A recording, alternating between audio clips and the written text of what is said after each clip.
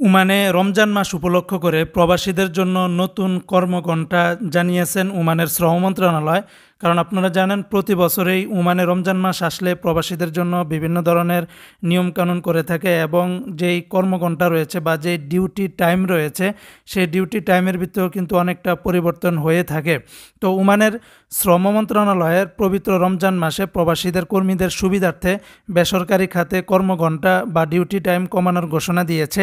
এই নির্দেশনা অনুযায়ী রমজান মাসে প্রতিদিন সর্বোচ্চ ৬ ঘন্টা এবং সপ্তাহে সর্বোচ্চ ৩০ ঘন্টা কর্মীদের দিয়ে কাজ করানো যাবে।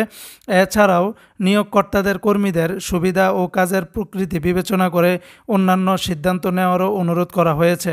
ওমানসহ মধ্যপ্রাচ্যের বিভিন্ন দেশ রমজানের চাঁদ দেখার প্রস্তুতি নিচ্ছে। আগামী ২৮শে ফেব্রুয়ারি চাঁদ দেখা গেলে পরদিন ১ মার্চ থেকে রোজা শুরু হতে পারে। তবে ওমানের জ্যোতির্বিদ্যা সোসাইটির প্রধান পর্যবেক্ষক আব্দুল ওহাব আল বুসাইদি জানিয়েছেন যে শনিবার ১ মার্চ ওমানে রমজানের প্রথম দিন হওয়ার জোর সম্ভাবনা রয়েছে। মুসলমানদের জন্য অত্যন্ত পবিত্র রমজান মাস। মধ্যপ্রাচ্যের দেশগুলোতে কর্মীদের কর্মঘণ্টা বা ডিউটি টাইম কমানোর ঐতিহ্য রয়েছে।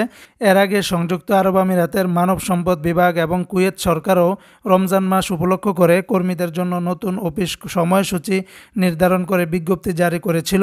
এবারও ওমান সহ অন্যান্য দেশগুলো ওই ঐতিহ্য বজায় রেখেছে।